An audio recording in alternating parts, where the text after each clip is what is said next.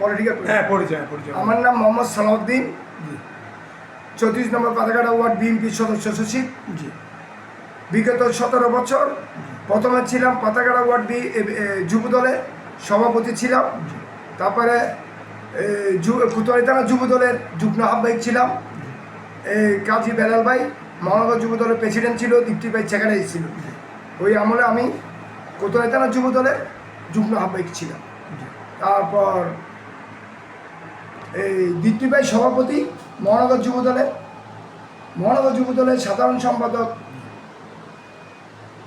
শাহিদ ভাই এবং এই মহানগর যুব দলের সাংগঠনিক সম্পাদক এমদাদ বাদশাহ, এই 3 জনের নেতৃত্বে আমি মহানগর যুব দলের সমাজ কল্যাণ সম্পাদকের পদ নিয়ে রাজনীতিক শুরু, আমার ওয়ার্ড থেকে শুরু। এখন আগামী কাউন্সিলর নিয়ে আপনার মতামতটা বলুন। আগামী কাউন্সিলর নিয়ে আগামী দিনে আমার ওয়ার্ডে কাউন্সিলর নির্বাচন যদি আল্লাহ যদি চায় আর কি, অনেকে বলে না বাংলাদেশের মধ্যে না অল বিশ্বের মধ্যে আপনি দেখবেন একটা মসি একটা ডুম বলে মেথড, ওনার পরিবারের মধ্যেও কিন্তু ম্যাজিস্ট্রেট আছে, উকিল আছে, জজ আছে। কিন্তু আমার যেটা আছে, আমার বিরুদ্ধে যারা চট্টগ্রাম মহানগরে প্রচারণা করতেছে, মানে একটা চাকরি করার ছেলে কেন বিএনপির নেতা হবে, চাকরি করার ছেলে কেমনে কাউন্সিলর হবে, এটা থেকে বের হয়ে আসতে হবে।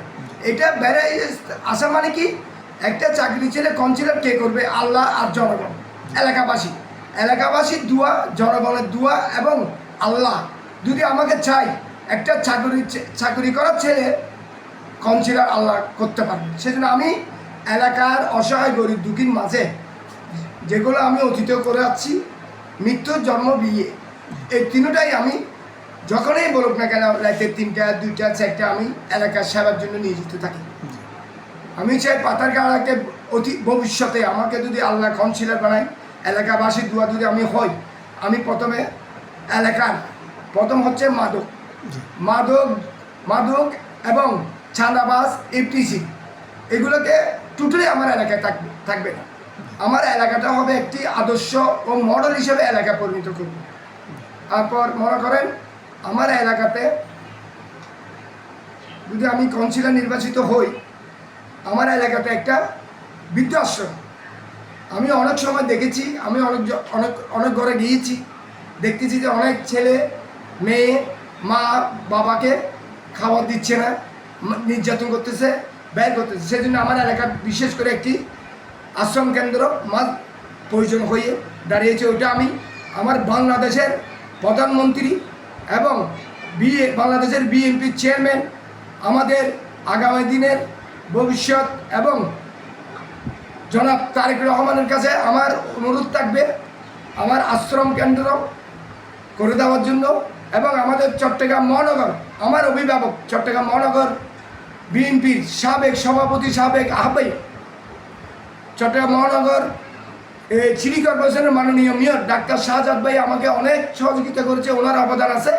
ওনার কাছেও আমার আবেদন, ভবিষ্যতে যদি আমি কাউন্সিলর করেছি, আমাকে প্রথমে বৃদ্ধাশ্রম এবং স্বাস্থ্যকেন্দ্র আর যেখানে জলবদ্ধতা, এটা আমার মাননীয় মেয়র আমাকে যথেষ্ট সহযোগিতা করে যাচ্ছে। আমাদের একটা রোডম্যাপ মাননীয় মেয়রকে দেওয়া আছে, এগুলো নিয়ে আমার পরিকল্পনা, সাধারণত এগুলো নিয়ে পরিকল্পনা। আমি আমার চাই 36 নম্বর পাতাকাটা ওয়ার্ডে একটি বাগানের মতো নতুন মডেল মতন আদর্শ ওয়ার্ড হিসেবে পরিণত করতে চাই জনগণের জন্য। এটা আপনার প্রত্যাশা, ইনশাল্লাহ আপনি নির্বাচিত হলে আপনি এই কাজগুলো করবেন। ধন্যবাদ আপনাকে মূল্যবান সাক্ষাৎকারের জন্য। আর আপনি জনগণের কাছে কিছু বলার থাকলে বলেন, যারা আমি আমার 36 নম্বর পাতাকাটা ওয়ার্ডের জনগণ এবং এলাকাবাসী, আমার মা বোন কালা এবং আমার মুরব্বীগণ যারা আছে, আমাকে দোয়া করবেন, আমাকে সমর্থক দিবেন।